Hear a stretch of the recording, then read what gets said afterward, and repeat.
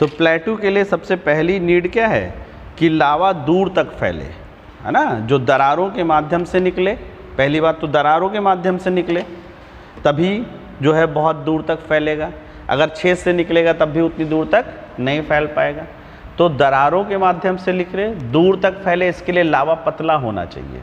और पतले लावे के लिए जो कंडीशन है वो लावा क्षारीय होना चाहिए। सिलिका की मात्रा जितनी कम होगी उतना ही दूर तक प्लेटू का फॉर्मेशन होगा, और जितना ही सिलिका की मात्रा बढ़ती जाएगी वो प्लेटू उतना ही छोटा होता चला जाएगा, है ना, एक्सपेंशन।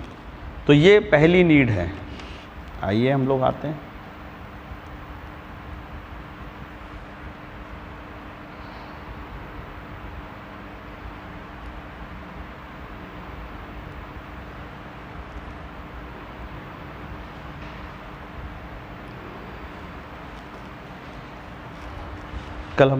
आज हमारा टॉपिक है लावा पठार।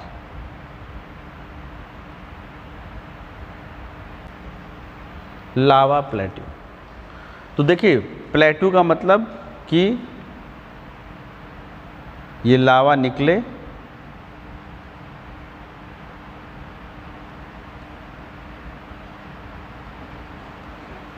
लावा निकले और फिर दूर तक फैल जाए। तो लावा प्लेटू के लिए पहली कंडीशन ये है कि लावा इतना पतला हो कि वो दूर तक फैले, क्योंकि लावा निकले और दूर तक ना फैले तो प्लेटू का फॉर्मेशन नहीं हो सकता। फिर काहे का निर्माण हो जाएगा? पर्वत का, ज्वालामुखी पर्वत का। तो पहली कंडीशन है कि लावा का उद्गार पहली चीज़ तो एक दरार से हो, ना कि एक छेद से हो, क्योंकि छेद से लावा का अगर उद्गार हुआ तो वो ऐसे निकल कर ऐसे फैलेगा, और जब फिशर से होगा तो वो इधर को है ना, इधर से इधर को फैलेगा और इधर से निकलेगा पूरा इस तरफ को फैलना। तो प्लेटू के लिए पहली कंडीशन ये। और कंडीशन ये है कि लावा क्या होना चाहिए? पतला होना चाहिए, यानी उसकी विस्कोसिटी कम होनी चाहिए। और उसके लिए मैंने बता दिया कि सिलिका की मात्रा जितनी कम होगी लावा उतना ही बेसिक हो जाएगा, उतना ही पतला हो जाएगा और उतना ही दूर तक प्लेटू का फॉर्मेशन होगा। ये हमेशा याद रखिएगा, ठीक है। ये तो दरार ज्वालामुखिता होनी चाहिए,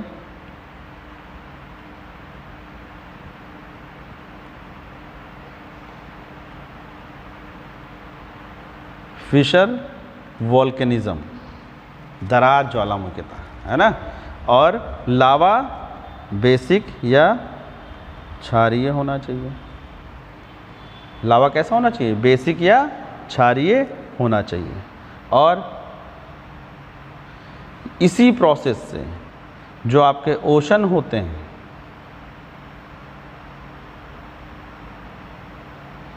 ओशन के बीच में इसी प्रोसेस के माध्यम से रिजेस का फॉर्मेशन होता है। कटक का निर्माण इसी चीज़ के माध्यम से, इसी प्रक्रिया के माध्यम से।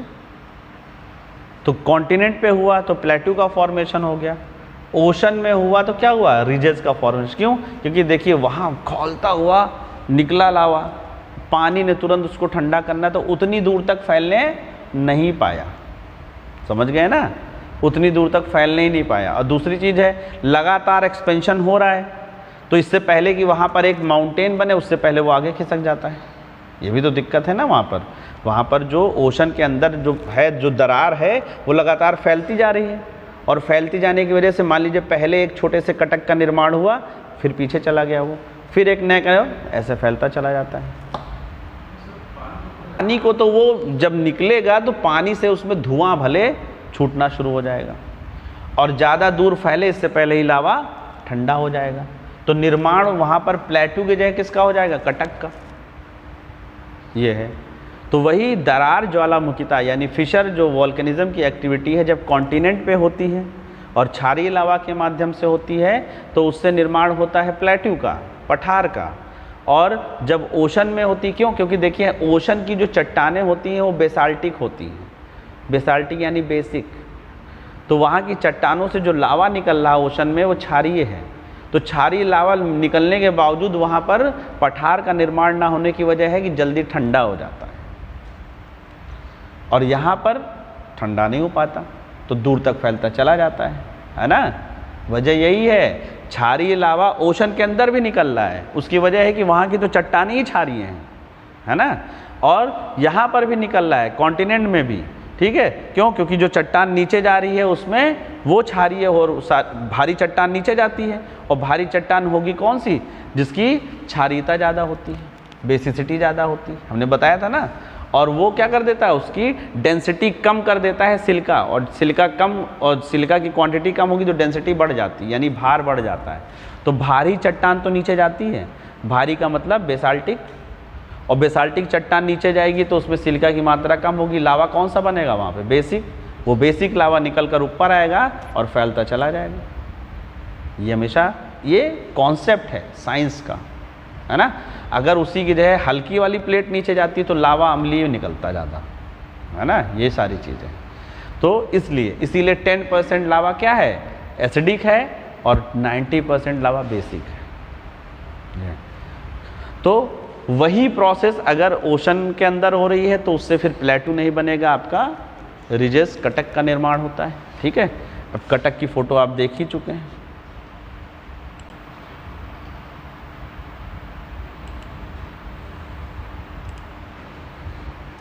देखिए, लावा निकलता है, ऐसे ठंडा हो जाता है, तो ये पूरा लंबाई में एक रिज का फॉर्मेशन।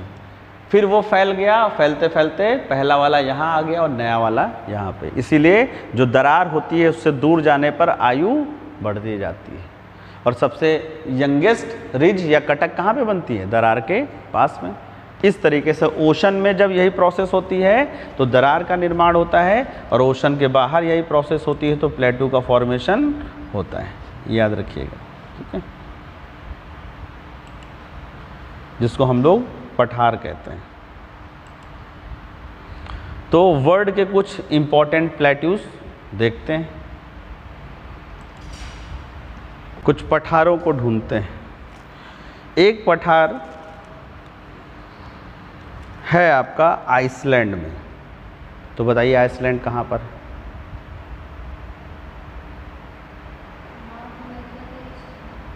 नॉर्थ हेमिस्फीयर में, ग्रीनलैंड के पास नीचे, ठीक है ना, यहाँ पर इस जगह पर आपको दिखेगा। मैं बनाने जा रहा हूँ ब्लैक कलर से।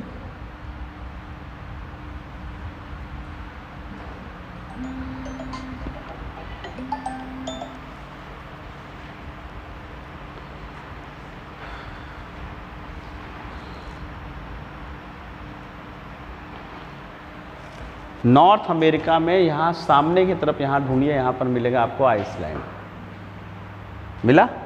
मैप लाएं, आइसलैंड, है ना। एटलस ले आया करिए, है ना, एटलस लाइए, और उसमें आप नॉर्थ हेमिस्फीयर में नॉर्थ अमेरिका के आगे की तरफ देखेंगे तो आपको मिलेगा यहाँ पर जो है आइसलैंड। यहाँ पर 2 प्लेट्यूज हैं आइसलैंड में। अब सोच लीजिए, आइसलैंड इतना ठंडा है लेकिन वहाँ पर प्लेट्यू इग्नियस रॉक, यानी कि आइसलैंड का पार्ट कभी इक्वेटर के पास रहा होगा, और जब इक्वेटर के पास रहा होगा तो उस पर बन गया प्लेट्यू, और बाद में खिसक कर कहाँ पहुँच गया कि उसके ऊपर आइस जमी हुई है। समझ गए कि नहीं? तो आइसलैंड जिसको हम बर्फ से ढका हुआ समझते हैं, इसीलिए उसका नाम ही आइसलैंड है, लेकिन वो उसमें भी प्लेट्यू मिल रहा है। इसका मतलब कि इग्नियस एक्टिविटी हुई है, और इग्नियस एक्टिविटी कब हुई होगी? जब इक्वेटर के पास रहा होगा। तो कॉन्टिनेंट ड्रिफ्ट हुआ है, इससे भी पता चलता है। तो ये इसको वाइट कलर से चाहे बना देते हैं तो शायद दिख जाए आप लोग को।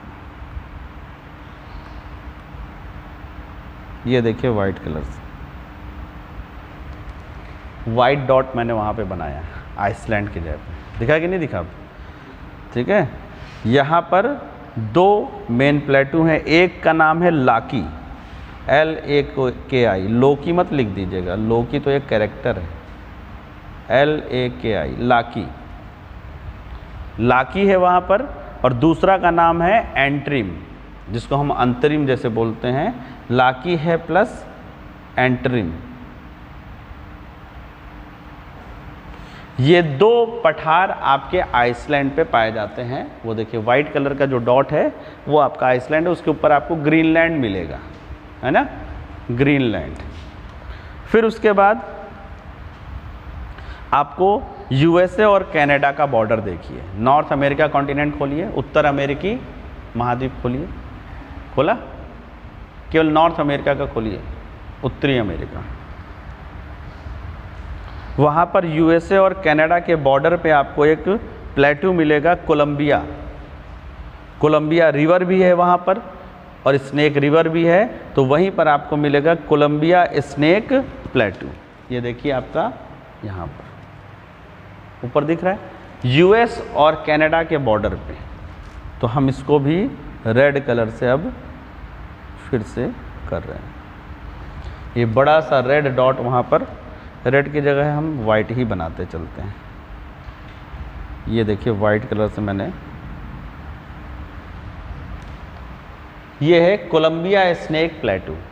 तो अमेरिका और कनाडा के बॉर्डर पे आपको ये मिलेगा वेस्ट साइड में। वहीं पर जो है कोलंबिया रिवर है, स्नेक रिवर भी है, और उसी वजह से इसका नाम भी क्या है, कोलंबिया स्नेक प्लेटू। मिला कि नहीं, नॉर्थ मिला, मिल गया।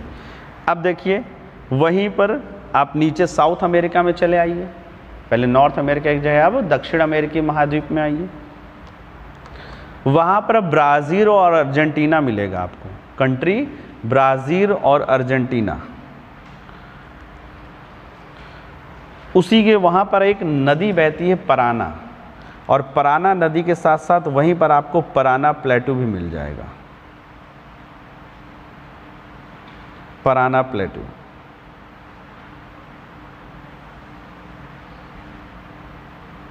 इस जगह पर ये दूसरा वाइट कलर का निशान दिख रहा है, वो वहाँ पर उस जगह पे देखिए पराना नदी मिल रही होगी और वहीं पे पराना प्लेटू है, पराना का पठार।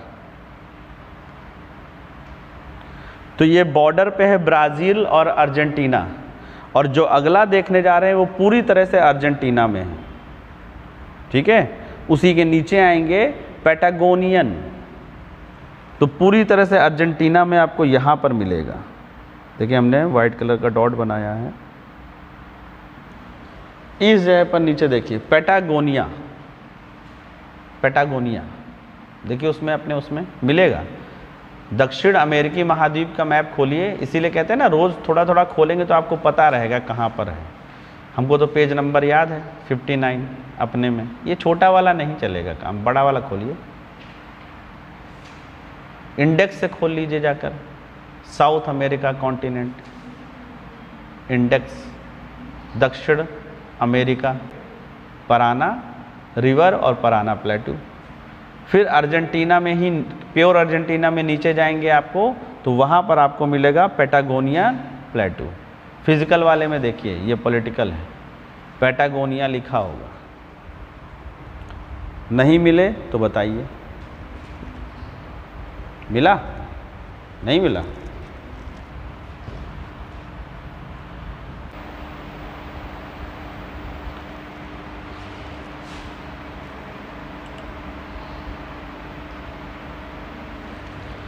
यहाँ पर ब्राज़ील और अर्जेंटीना के बॉर्डर पे यहाँ पे पराना रिवर और पराना प्लेटू, और यहाँ पर आपको पैटागोनिया मिलेगा। मिला? अब मिला होगा मतलब मिल गया था, नहीं सबको नहीं मिला था। वो ऐसे दूर दूर करके ऐसे लिखा होगा, पैटागोनिया ऐसे, और आप लोग सोच रहे हैं पैटागोनिया एक ही जगह पर है ना, यही चीज़ है। जैसे इंडिया लिखा हुआ नक्शे में आपको मिलेगा अपने, तो ढूंढते रहोगे यार भारत के नक्शे में इंडिया कहाँ लिखा हुआ, तो देखोगे IN अलग अलग राज्य में मिलाकर इंडिया बना है। वही यहाँ पर भी है, ये आपको मिल गया, ठीक है ना। अब कोई डाउट नहीं है ना, तो इसीलिए कह रहे हैं मैप पे वर्क करते चलिए। अब देखिए आप आ जाइए यूरोप में, वो यूरोप में अफ्रीका में, अफ्रीका खोलिए।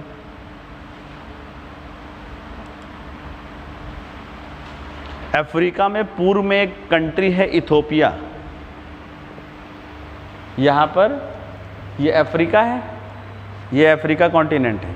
यहाँ पूर्व में एक देश है इथोपिया, यहीं पर आपको इथोपियन प्लेटू या ईस्ट अफ्रीकन प्लेटू मिलेगा। इथोपियन या ईस्ट अफ्रीकन, देखिए इसको वाइट कलर दे रहे हैं हम, अफ्रीका, ये ए से अफ्रीका आपका हो गया, AF। वाइट कलर का भी अपना एक मज़ा है, कुछ ना समझ में आए तो वाइट से मज़ा आएगा। तो ये जय पर देखिए मिलेगा। यहाँ पर एक मिलेगा कटंगा, फिर इस जय पर नीचे आपको ईस्ट अफ्रीकन, देखिए यहाँ पर इथोपियन, यहाँ पर कटंगा मिला कि नहीं, ईस्ट अफ्रीकन, कतंगा ना, तो कटंगा, ईस्ट अफ्रीकन और इथोपियन अफ्रीका में आपको मिल जाएगा, है ना। उसके अलावा एक और यहाँ पर मिलेगा अगार, नहीं दिया है तो बना लीजिए, सहारा के रेगिस्तान में अगर या अगार मिल गया, ठीक है। अब देखिए उसके बाद आ जाते हैं, देखिए ऑस्ट्रेलिया, ऑस्ट्रेलिया और भारत, ये दक्षिण गोलार्ध में और ये उत्तरी गोलार्ध में, दोनों भाई भाई हैं लेकिन बिछड़ गए, है ना। कुंभ के मेले में बिछड़े हुए भाई हैं, इसीलिए इंडो ऑस्ट्रेलियन प्लेट कहलाती है। वहाँ पर आपको मिलेगा ऊपर की तरफ किम्बरले, किम्बरले, और किम्बरले में माइंस है जहाँ पर हीरे की खान है। तो किम्बरले प्लेटू है, ये दिख रहा है आपको ऑस्ट्रेलिया में, ये आपका ऑस्ट्रेलिया है। और वहाँ पर हुआ क्या कि जो ज़मीन में दबी हुई चीज़ें थी, ठीक है, वहाँ पर और ऊपर से लावा का प्रवाह हुआ, तो वही कार्बन किस में कन्वर्ट हो गया, हीरे में। तो किम्बरले हीरे की बहुत बड़ी खान है वहाँ पर। तो किम्बरले है प्लेटू, और उसके नीचे जो कोयला था वो दबकर क्या में बदल गया, डायमंड में। तो किम्बरले प्लेटू है, और किम्बरले प्लेटू में ही किम्बरले माइन है डायमंड की, तो बहुत बड़ी माइन है ये मिल। तो किम्बरले की खान भी है, इसीलिए किम्बरले प्लेटू में आपकी। ये कहाँ पर है आपका, ऑस्ट्रेलिया। पेड़ दबा दो, फिर हजारों साल उसको दबा भी तो रहने दो, तब तो वो बनेगा, ऐसे थोड़ी ना बन जाएगा। हजारों साल उसको दबा भी तो रहने दो। यहाँ पर अंकल की लड़की थी, गुलाब की डंडी में पता चला डंडी से जड़ें निकलती ना, पौधा बन जाता है। तो उसने हमारे यहाँ से लेके गई, बोली दद्दा बना नहीं। हमने कहा कैसे नहीं, मैं कहीं रोज़ निकाल के देती जड़ निकली कि नहीं तो बनेगा कहाँ से, जब रोज़ निकाल कहती थी दद्दा, हम रोज़ देखते थे कि जड़ आई कि नहीं, फिर लगा देते, तो कहाँ से होगा।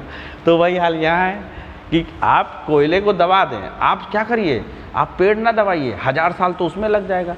आप सीधे कोयला खरीद के लाइए और उसको 1000 साल के लिए दबाइए, लेकिन 1000 साल जिंदा तो रहना चाहिए ना, फिर तब तो आपको मिलेगा हीरा। तो यहाँ पर किम्बरले प्लेटू है, और क्योंकि यहाँ पर वॉल्केनिक एक्टिविटी हुई, तापमान, इसीलिए नीचे दबा हुआ जो कोयला था वो किस में बदल गया है, हीरे में। और हीरे से पहले वो ग्रेफाइट में बदला होगा, है ना, और ग्रेफाइट के बाद में फिर वो हीरे में बदला होगा जो कोयला था। तो पहले वो पेड़ था।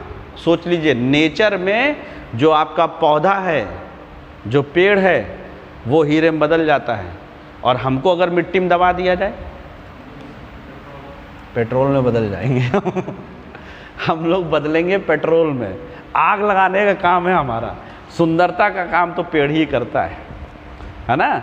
ग्रेफाइट बनेगा तो लिखना सिखाएगा पेंसिल के माध्यम से, हीरा बनेगा तो गले में चमकेगा। कोई किम्बरले में आपके हीरे की खान मिल गई। तो ऑस्ट्रेलिया हो गया। अब आते हैं भारत में, ये है नन्ना मुन्ना राही। यहाँ पे आपका दक्कन का पठार मिलेगा, डेक्कन प्लेट्यू। ये वाइट कलर से मैंने बना दिया है, और ऐसे डेक्कन प्लेट्यू।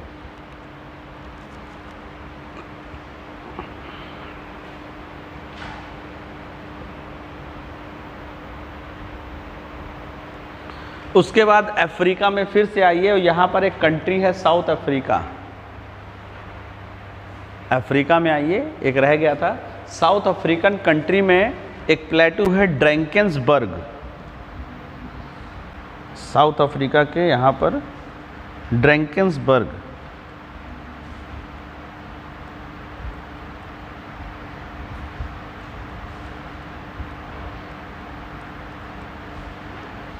ड्रैंकेंसबर्ग आपको यहाँ पर एक मिलेगा। साउथ अफ्रीका कंट्री है ना, उसमें ड्रैंकेंसबर्ग पठार या प्लेटू आपको मिलेगा। फिर उसके बाद चाइना के ऊपर यहाँ पर एक देश है मंगोलिया। इस जगह पर आइए, यहाँ पर ये मंगोलिया, इसमें ने दिया है मंगोलिया, खोलिए, मंगोलियन प्लेटू वहाँ पर आपको मिलेगा, मंगोलियन प्लेटू।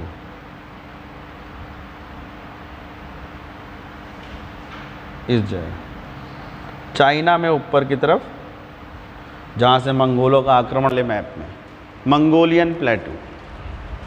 तो मंगोलियन प्लेटू मंगोलिया में हो गया आपका। ये हो गया आपका लावा प्लेटू। अगला टॉपिक देखिए आपका है, वो है ओशनिक रिज, जो हमने तो बताया। तो जब कॉन्टिनेंट पे लावा फैला, क्षारीय लावा, तो निर्माण हुआ किसका? लावा प्लेटू का। और जब ओशन में यही क्षारीय लावा निकला तो किस चीज़ का निर्माण हुआ था? कटक का, रिजेस का। तो देखिए क्या है, अब ओशन के अंदर बन रहा है और इसी वजह से उसका नाम ही बदल गया, उसका स्ट्रक्चर बदल गया, वो कटक के रूप में दिखाई दे रहा है। और उसकी वजह है वहाँ का पानी, जो निकलने वाले लावा को ठंडा कर दे रहा है। लेकिन क्योंकि है तो क्षारीय, तो इस वजह से ऊपर तक जाएगा नहीं, और ऊपर तक इसलिए भी जाना, लगातार फैल भी रहा है, वरना शायद धीरे धीरे वो एक ज्वालामुखी पर्वत की तरह दिखाई देने लगता है। तो अगला देखिए, कटक। और कटक का मतलब ही है महासागरीय कटक। वाइट कलर से लिख रहे हैं तो लिखेगा कहाँ से? हम कटक लिख रहे हैं, वाइट कलर लगा हुआ है तो लिखेगा कहाँ से? इस पे आते हैं, कटक। कटक का मतलब ही है महासागरीय, क्योंकि ये ओशन में ही होता है। बाहर पे इसी से क्या बन जाता है फिर? प्लेटू आपका, ठीक है। तो इसके लिए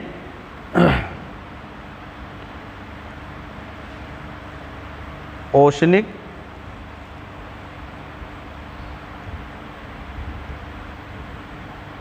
महासागरीय धरातल में जब प्लेटों के बीच में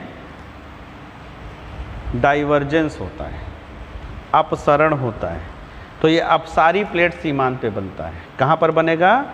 अपसारी प्लेट सीमांत पर।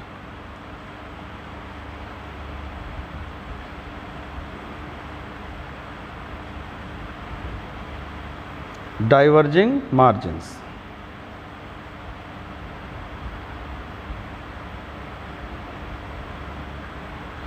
डाइवर्जिंग मार्जिन्स पे बनता है, अपसारी प्लेट सीमांत पे। और यहाँ पर पहले दरार का निर्माण होता है, तो दरार हम ऊपर से थोड़ी ना देख रहे हैं, साइड से देख रहे हैं अभी, तो साइड से वो पतली ऐसे दिख रही है, और नीचे आपका मैग्मा है पूरा का पूरा, दुर्बल मंडल। और यहाँ से ज्वालामुखी क्रिया के द्वारा लावा निकलता है, लेकिन पानी की वजह से क्या हो जा रहा है? ठंडा हो जा रहा है।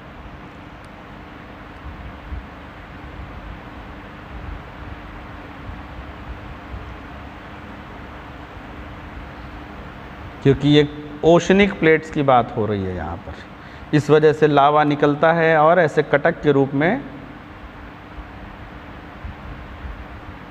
ठंडा हो गया। अब इससे पहले कि इसके ऊपर फिर से लावा लग पाता, ये खिसक जाता है ना, ये आ जाता है इधर बगल में, और ये आ जाता है इस तरफ, और नया लावा इस जगह पे। तो पहले वाले ये ए हो गए आपके, ये ए भाई साहब एक साथ। अब अगले वाले आए तो बी और बी बन गए। तो ए और ए की आयु 1 होगी, और बी और बी की आयु 1 होगी, और ए की आयु बी से ज़्यादा होगी। है ना। फिर लावा निकलेगा, तब तक ये फिर से इधर खिसक गया, तो अब अगला कटक जो ए है वो खिसक कर इधर पहुंच जाएगा, है ना। तो ए आ जाएगा इस जगह पे, अब इस जगह, और जहां ए है वहां पर अब बी आ जाएगा। तो ये हो जाएगा बी और ये हो जाएगा ए, ठीक है, और ये हो जाएगा बी।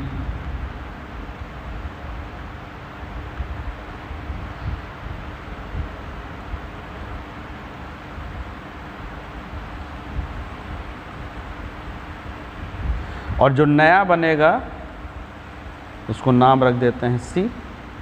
तो बी खिसक कर इधर आ गया और नया बन गया सी।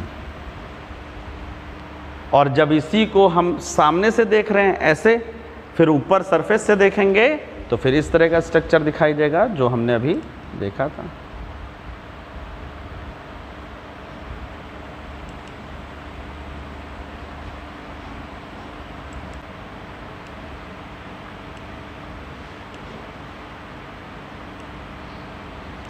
अब शायद आपको दिख रहे होंगे, है ना।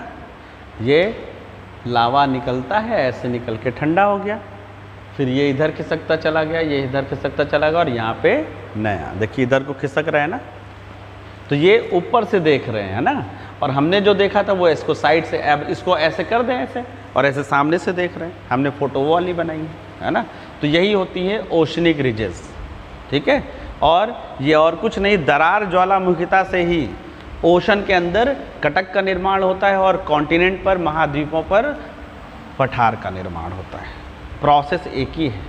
तो हो सकता है कभी प्री में पूछा जाए कि कटक का निर्माण और पठार का निर्माण एक ही प्रक्रिया के माध्यम से होता है, सही या गलत, तो सही हो जाएगा।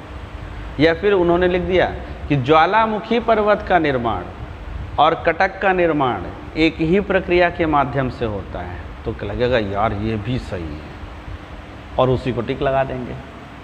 या फिर लिखेगा कटक का जो लावा होता है या कटक की जो चट्टानें होती हैं वो क्षारीय होती हैं, सही है। या क्षारीय लावा के उद्गार से कटकों का निर्माण होता है, और अम्लीय लावा के उद्गार से ज्वालामुखी पर्वतों का निर्माण होता है, सही है।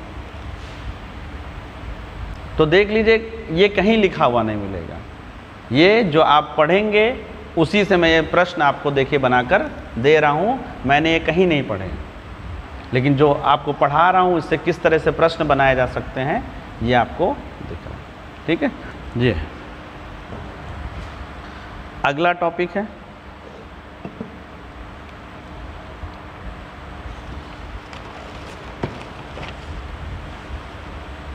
ज्वालामुखी श्रृंखला और ज्वालामुखी arc.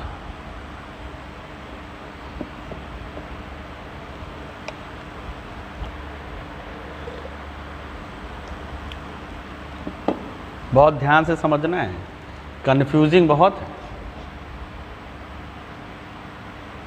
Volcanic chain and volcanic arc.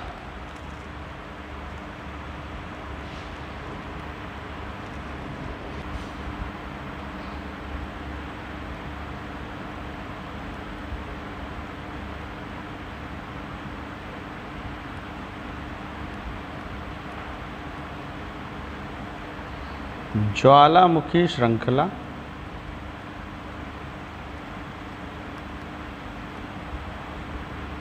और ज्वालामुखी चाप। चाप ये खाने वाला नहीं है ना, ये द्वीपीय चाप है। अभी तुरंत समझ में आ जाएगा। अब इनका निर्माण होता है दो प्लेटों के टकराने से, कन्वर्जन से, एक प्लेट के नीचे जाने से। समझ गए ना। इनका निर्माण किस आधार पे होता है, जब दो प्लेटें टकराती हैं उसमें से एक प्लेट नीचे जाती है और उससे फिर जब ज्वालामुखी क्रिया होती है तो इन दो वस्तुओं का निर्माण होता है ना। ये वस्तु नहीं है, दो स्थलाकृतियों का निर्माण। दोनों में अंतर क्या है, इसमें भी वोल्केनो का रूप बनेगा, इसमें भी। देखिए, जब एक प्लेट आपकी ओशनिक हो, महासागरीय हो, और दूसरी प्लेट आपकी महाद्वीपीय हो। एक प्लेट कैसी हो? महासागरीय, दूसरी महाद्वीपीय, कॉन्टिनेंटल। ठीक है, जब एक ऐसी हो और दूसरी ऐसी हो तो क्या होता है, अब नीचे कौन सी जाएगी? जो भारी वाली है ना। इस पे थोड़ा सा हम पानी भी बना देते हैं।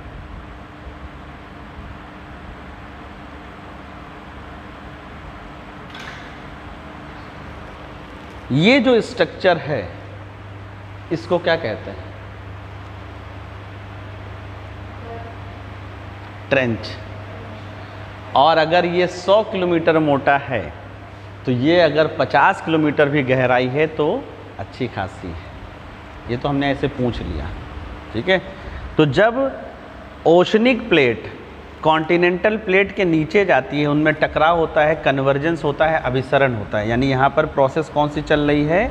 अभिसरण।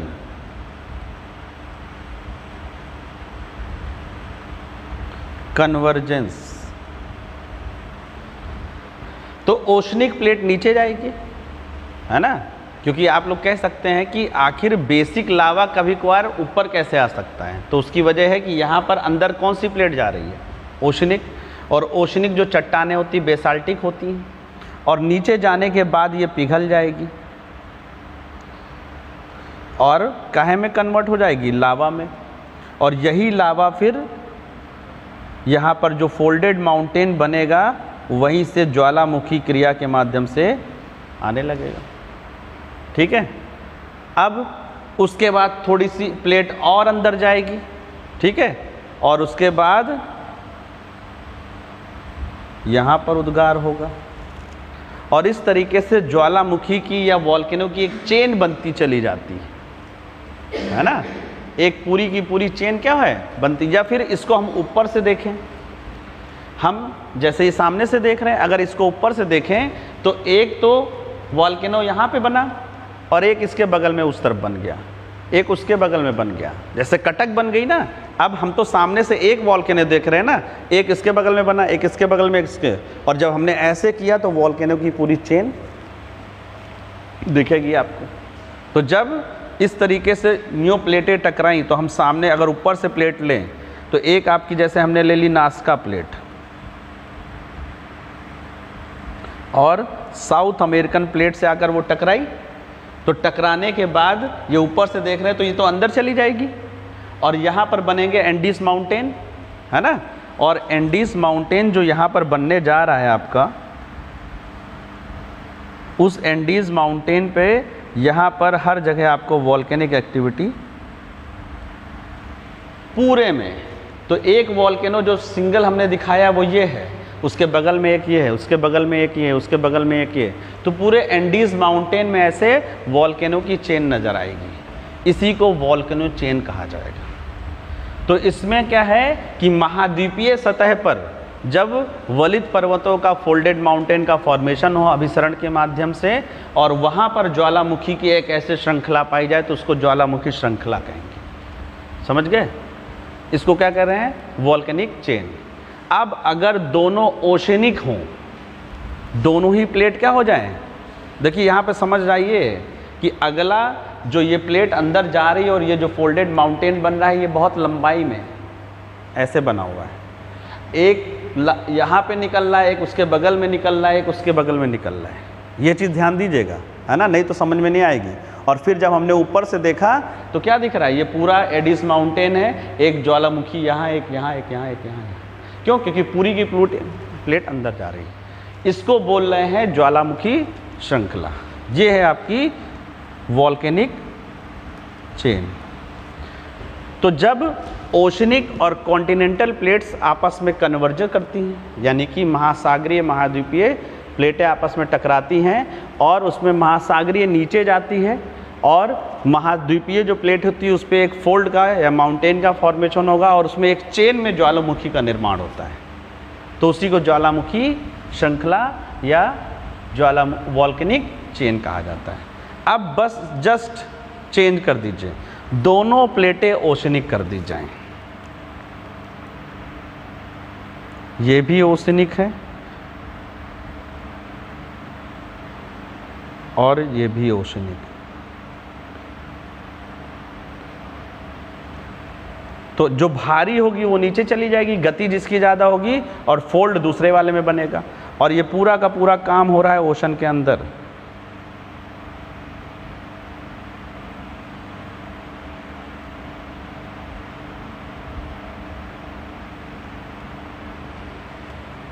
ठीक है।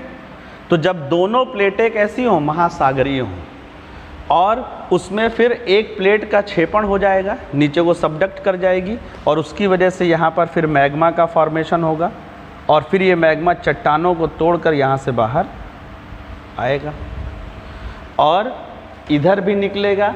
यही माउंटेन यहाँ पर भी है, यहाँ पर भी निकलेगा, और इस तरीके से पूरे में निकलता चला जाएगा। ठीक है। और उसकी वजह से आइलैंड्स का फॉर्मेशन हो जाएगा, उसी को आर्क कहा जाएगा, चाप कहा जाएगा। जैसे जापान है ना, इसीलिए उसको आर्कीपिलैगो कहा जाता है, जापान आर्कीपिलैगो। तो यहाँ पर है वही स्ट्रक्चर वॉल्केनो वाला ही, लेकिन यहाँ पर वो ओशन के अंदर निकल कर बाहर आया है, और उससे जो चेन्स का फॉर्मेशन हो रहा है वॉल्केनो की, उस चेन को यहाँ पर क्या बोला जा रहा है, चाप। क्यों? क्योंकि होता क्या है कि वो एक ऐसे सीधी नहीं होती है, ऐसे मिलेगी आपको, इस वजह से उसको यहाँ पर चाप कहा जाता है। क्यों? क्योंकि होता क्या है कि जब प्लेट अंदर जाती है, ठीक है, तो बीच वाला भाग ज़्यादा अंदर जाता है, किनारे वाला सरक कर साइड हो जाता है। तो लावा, तो फिर इसीलिए जो फोल्ड भी है वो कैसा बनता है, ऐसे करके बनता है, ये हो जाता है ना। जैसे दो चीज़ें टकराएंगी अगर, तो किनारे वाला भाग कभी कभी ऐसे सिमट कर कहाँ जाता है, ऐसे मान लीजिए ऐसे दो चीज़ें टकराइए आप, तो क्या होगा वो, तो इधर वाला भाग इधर और इधर वाला, और बीच में ज़्यादा हो जाएगा, तो ऊपर से देखने में कैसा दिखेगा, आर्क जैसा। तो इस तरह से इस ज्वालामुखी श्रृंखला का जो यहाँ पर निर्माण होगा, जिसमें वो एक छोटे छोटे आइलैंड्स के रूप में दिखाई देगा, इसी को वॉल्केनिक आर्क कहा जाता है ना, वॉल्केनिक आर्क। तो ज्वालामुखी निकल रहे हैं तो वॉल्केनिक आर्क कह रहे हैं, और अगर ज्वालामुखी क्रिया बंद हो गई तो उसी को द्वीपीय चाप कहा जाता है, आइलैंड आर्क कहा जाता है, आर्चीपिलैगो कहा जाता है। तो वॉल्केनिक एक्टिविटी हो रही है तब तो वॉल्केनिक आर्क कह रहे हैं, है ना। लेकिन अगर वॉल्केनिक एक्टिविटी बंद होगी, लोग रहने लगे, ऊपर से इरोजन हो गया, तो उसी को आर्चीपिलैगो कहने लगते हैं। दोनों में अंतर याद रखिएगा। प्री में आज तक आया नहीं, और जिस दिन आया तो आप ही सही करके आएंगे, इस बात की गारंटी है, क्योंकि कोई टीचर पढ़ाता नहीं, ये जान लीजिए, है ना। इसलिए सिर्फ ऑप्शनल वाले बच्चे ही कर पाएंगे, वो भी टीचर ने पढ़ाया होगा तब। Difference between volcanic chain and volcanic arc. तो वॉल्केनिक चेन कब बन रही है, वो महाद्वीपीय और महासागरीय प्लेट के टकराने से कहाँ पर बनेगी, महाद्वीप के ऊपर। और ये महासागरीय प्लेट टकरा रही है, और एक दूसरी महासागरीय प्लेट के ऊपर ही इनका फॉर्मेशन हो रहा है। तो अगर वॉल्केनो की चेन बन रही है पूरी, तो इसको वॉल्केनिक आर्क कहा जा रहा है, और अगर वॉल्केनो नहीं हो रहा है, बंद हो गया है, उसके ऊपर लोग रहने लगे, तो उसी को आर्चीपिलैगो, आइलैंड, है ना, ये कहा जाता है, द्वीपीय चाप। ये इसी तरह। तो देखने में ऊपर से कैसे दिखेगी, देखिए इधर वाले का एग्जाम्पल हमने बता दिया था, ये आपकी नास्का प्लेट, और ये साउथ अमेरिकन प्लेट, और ये वाली आपकी कौन सी होगी, देखिए यूरेशियन प्लेट का पार्ट जो ओशन का था, और पैसिफिक प्लेट। यूरेशियन प्लेट का एक भाग वो भी है ना, ओशनिक। तो यूरेशियन प्लेट का ओशनिक पार्ट ये, और ये ऊपर से देखिए कैसा दिखाई देगा।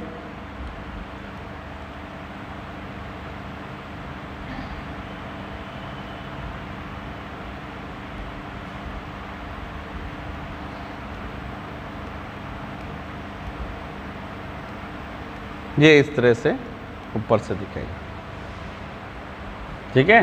तो वॉल्केनो की एक्टिविटी अगर हो रही तो वॉल्केनिक आर्क, नहीं आर्चिपेलागो, आइलैंड बन गया तो ये, ठीक है ना, ये याद रखिएगा इसको। तो ये तो एक हो गया वॉल्केनिक चेन और वॉल्केनिक आर्क। एक टर्म और आता है और उस टर्म को कहते हैं वॉल्केनिक लाइन और वॉल्केनिक बंच। अब बताइए चेन और लाइन में क्या अंतर, टीचर बताएगा ही नहीं, है ना, हम आपको बताने जा रहे हैं।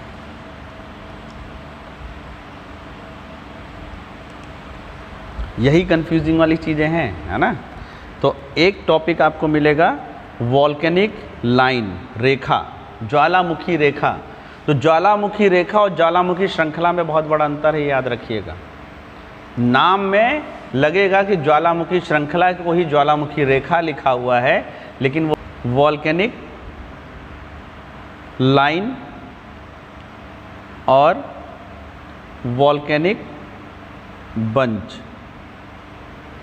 अब आर्क भी तो बंच के रूप में दिख रहा है, लेकिन ये बंच और उस बंच में बहुत बड़ा अंतर है। देखिए यहाँ पर क्या होता है,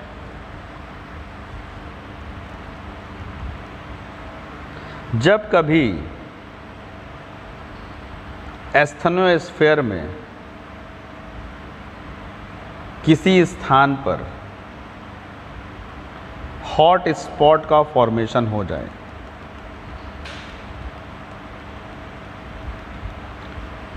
इसका मतलब कि यहाँ पर की जो रॉक है वो पूरी तरह से द्रव अवस्था में है, लिक्विड, और यहाँ का टेम्परेचर भी आसपास से ज़्यादा है, यानी यहाँ पर प्रेशर भी ज़्यादा है। तो कभी कभार दुर्बल मंडल में एक हॉट स्पॉट का फॉर्मेशन हो जाता है, किसी वजह से वहाँ तापमान बढ़ गया, है ना, और उसकी वजह से वहाँ की चट्टानें पूरी तरह से पिघल गई, यानी वहाँ पर अब कौन सी वेव इधर से इधर नीचे नहीं जाएगी, कौन सी ज्वालामुखी की यहाँ से यहाँ नहीं जाएगी, सिस्मिक वेव, ज्वालामुखी, ओ भूकंप, कौन सी भूकंपीय तरंगे अब इसको पार नहीं कर पाएंगी।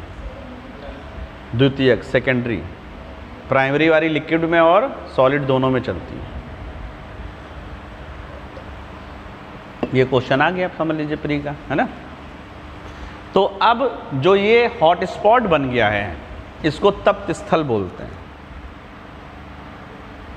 Hot spot. अब अगर इसके ऊपर से प्लेट निकलना शुरू करें, इसके ऊपर से प्लेट लेफ्ट या राइट हो रही होगी, तो जो जैसे जैसे प्लेट इसके ऊपर से निकलेगी ये बीच बीच में उस पर क्या करना शुरू कर देगा, छेद बनाएगा और ज्वालामुखी क्रिया करेगा। फिर प्लेट थोड़ा और आगे बढ़ जाएगी, है ना। अब प्लेट का ये वाला पार्ट इधर खिसक गया, ये यहाँ पर आ गया और ये पीछे। तो लगातार इसकी वजह से ऊपर वॉल्केनो का स्ट्रक्चर बनता चला जाएगा। उससे वॉल्केनिक एक्टिविटी नहीं हो रही है, लेकिन वॉल्केनो का स्ट्रक्चर बनता चला जा रहा है। समझ रहे हैं ना। ज्वालामुखी क्या है, एक स्थलाकृति है ना, जो ऐसे करके बनती है। तो पहले ये बन गई, एक स्ट्रक्चर ये बन गया, मान लीजिए लावा निकला और इस तरह से एक वॉल्केनो बन गया यहाँ पे। अब ये प्लेट इधर को खिसक गई, है ना, और प्लेट खिसकने से जो ये वॉल्केनो का स्ट्रक्चर है वो यहाँ पर आ गया, यहाँ पे नया वॉल्केनो का स्ट्रक्चर। फिर प्लेट और आगे खिसकी, ये। तो जब हॉट स्पॉट के ऊपर प्लेट ऐसे खिसकती है और उससे ज्वालामुखी की श्रृंखला का निर्माण होता है, लेकिन इस ज्वालामुखी श्रृंखला में सिर्फ एक ही ज्वालामुखी सक्रिय होगा, बाकी निष्क्रिय होंगे। तो इसको वॉल्केनिक लाइन कहा जाता है, ज्वालामुखी रेखा कहा जाता है ना।